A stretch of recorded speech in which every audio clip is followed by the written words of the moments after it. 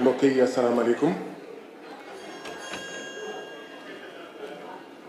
Nous sommes heureux de constater que le président Macky Sall a photocopié le programme de la coalition Yewwi Askan Wi, parce que lors des dernières élections législatives, la seule coalition qui avait écrit sur son programme et ses engagements qu'il allait voter si le peuple lui confiait la majorité, qu'il allait voter une loi pour une participation inclusive aux élections de tout le monde, cette seule coalition-là, c'était l'intercoalition Yewwi Askan Wi Wallu.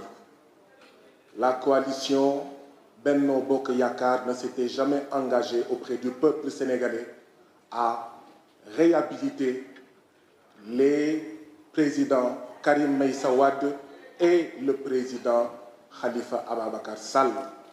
C'est d'autant plus vrai que le 7 mars 2023, j'ai moi-même, conformément à l'engagement de Yewwi, posé une proposition de loi sur la table du président de l'Assemblée nationale tendant à modifier les articles L29, L30 et L57 du Code électoral.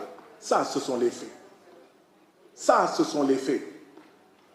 C'est pourquoi le président Macky Sall ne sera jamais rien d'autre qu'un bourreau. Le bourreau du président Karim Meïssa Wade et le bourreau du président Khalifa Ababacar Sall. Et c'est ça la vérité. Jamais et aucun acte tendant à piller le programme du groupe Yewwi Askan Wi, aucun acte ne saura transformer le président Macky Sall en autre chose qu'un bourreau. Oui, il faut être contre le terrorisme, mais le premier terroriste dans ce pays-là, c'est Macky Sall. Oui, il faut être contre la violence, mais le premier violent dans ce pays-là s'appelle Macky Sall. Oui, il faut être contre la rébellion. Le premier rebelle dans ce pays s'appelle Macky Sall. Parce que le terrorisme, c'est utiliser la violence pour écarter des candidats.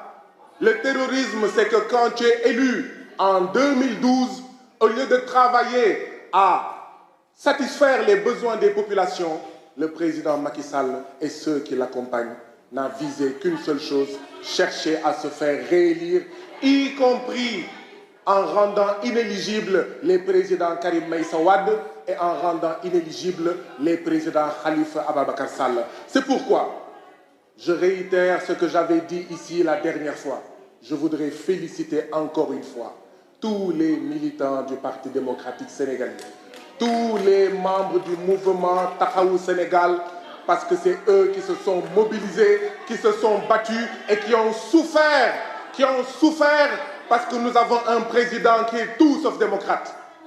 Nous avons un président Macky Sall qui n'est préoccupé que par sa réélection, que par sa pérennisation au pouvoir.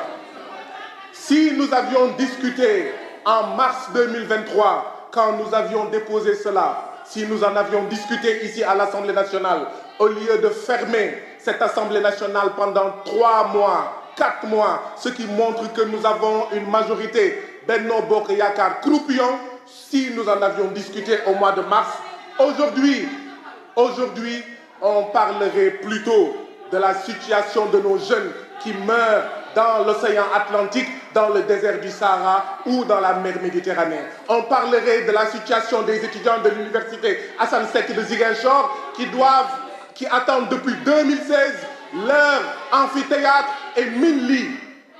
C'est ça la situation.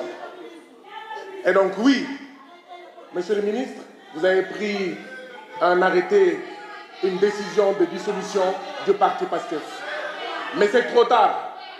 C'est trop tard, monsieur le ministre, parce que PASTEF est déjà dissous dans le cœur des Sénégalais. C'est trop tard, monsieur le ministre, parce que Ousmane Sonko est déjà dissous dans le cœur des Sénégalais. Et donc, ce n'est que peine perdue.